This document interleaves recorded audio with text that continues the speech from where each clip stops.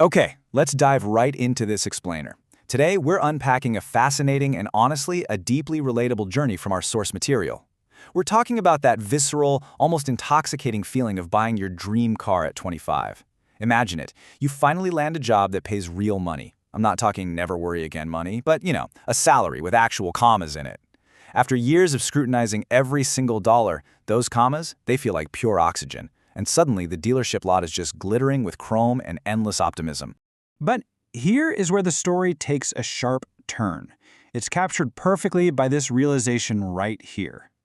You earn the right to want something beautiful, but the billing cycle starts immediately. Man, that hits hard, doesn't it? We're going to transition from that sensory high, that absolute thrill of the purchase, straight into the impending, unavoidable financial reality that follows right on its heels. Section 1. The hook and the high. The purchase. Let's put you directly in the driver's seat for a second. You're breathing in that very specific smell of new leather and, frankly, ambition. You feel like you've finally arrived.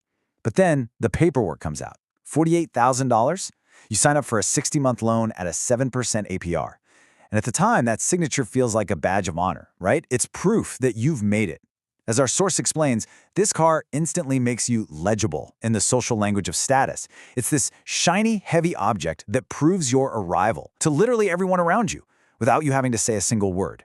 And this brings up an absolutely crucial psychological shift that happens almost instantly. You start parking in the highly visible spots. Your coworkers notice. People at parties are asking about it. But there is a dangerous confusion taking place here.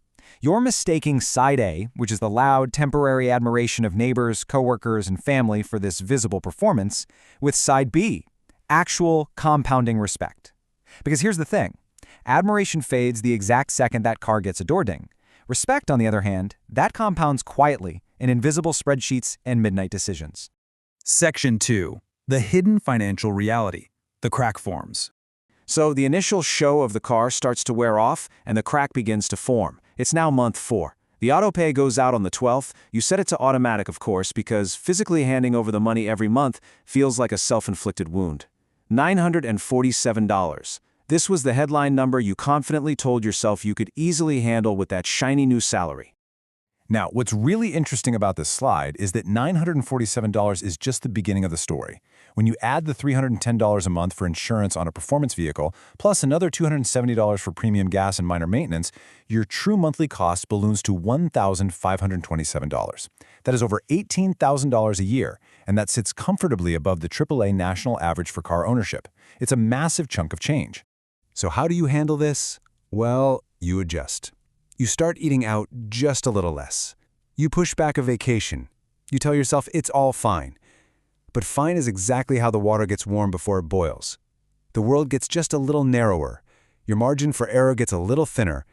And these small financial contractions, they feel perfectly fine right up until they've completely trapped you. Section 3. The devastating math. Let's introduce a little contrast to our story. You're 27. You have the beautiful car. But your coworker Devin, he drives a 6-year-old Civic with a literal crack in the dashboard. He makes the exact same salary as you, but he just casually mentions he put a down payment on a house. So you do the math that night, alone in bed with your phone calculator. Devin had been automatically investing $1,200 a month into an invisible index fund. No admiring glances, just a number growing quietly in the background. It's a stark contrast. Your visible depreciating performance sitting out in the driveway versus Devin's invisible compounding wealth. Because while Devin was out there building real equity, let's look at the brutal reality of your vehicle. Cars lose up to 60% of their value over 5 years. Think about that. In your first year alone, your car evaporated $9,600 in value. It literally lost nearly 10 grand just sitting in parking lots looking good. Let's just sit with this next number for a second. $73,000. If you had taken the true cost of that car, that $12,000 a year it's actually draining from you, and put it into an S&P 500 index fund at historical averages, you would have roughly $73,000 by the time you turn 30. That right there, that is the price of having options instead of obligations. Which brings us to Section 4, the abyss, the month 31 reckoning. You see, you just can't unsee that math once you've looked at it. It's 11:52 p.m. on a random Tuesday. You just got passed over for a promotion at work, and you're sitting in a dark parking garage in the very thing you bought to feel like someone, forcing yourself to finally look at the cold, hard numbers without flinching. So the crucial point is this. Over 2.5 years, you have paid out nearly $30,000. The car is currently worth about $27,400. But wait, you still owe $27,000 on the loan. Your net financial position on this object you bought to signify wealth means you are nearly $30,000 behind on an asset that drops in value every single time the sun rises.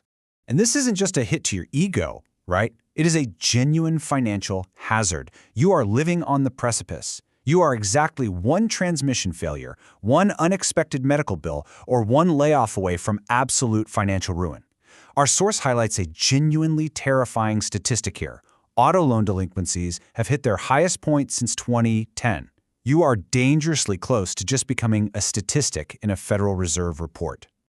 And the broader impact of this trap across society? It's staggering. 38, that is now the average age of a first-time homebuyer in America, shifted all the way up from 33. A whole 5 years of wealth building largely stolen by this exact kind of performance spending. It's the quiet monthly transfer of your wealth-building money into simply looking like you have wealth. Which leads us to Section 5, letting go and the truth about wealth, finding some much-needed clarity. Finally, the math just breaks the ego. You decide to let it go on a completely unceremonious Wednesday. A methodical guy named Robert hands you a cashier's check in a plain white envelope and literally drives the car out of your life forever. $4,200. Let that sink in. After 31 months of draining payments, the expensive insurance, the premium fuel, the repairs, after bleeding money for nearly 3 years just to look successful, this tiny sum is your total material yield. It's a brutal reality check. But then comes a surprise. You go out and buy a cheap, used Honda Accord with a little scratch on the wheel well for $280 a month. And driving away in it, it doesn't feel like defeat. The unexpected feeling is simply lighter. It's like a massive, suffocating weight you totally forgot you were carrying has finally been lifted off your chest. You really start to understand the profound lesson behind all of this. The real cost wasn't just the $48,000. It was your financial adolescence. There is a fundamental difference between a performance, which requires an audience and actively costs you your future years, and true expression, which reflects who you really are and grows in silence.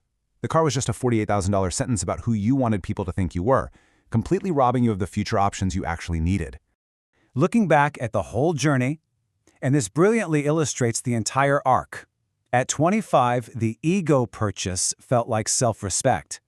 At 27, the dark garage reckoning forced you to face the math. And by 30, the quiet rebuilding finally begins. You traded a loud, incredibly expensive performance for the quiet, unglamorous legitimacy of actually building wealth in the background. Which leaves us with this final, incredibly important question to ask ourselves whenever we're about to make a major purchase just to feel seen. Are you buying the expression or the performance? It's totally human to want to take up space and be legitimized by your peers, for sure. But true wealth, that lives in the accounts you build when absolutely nobody is watching. Thank you so much for joining me for this explainer. I really hope it helps you build the reality and not just the appearance of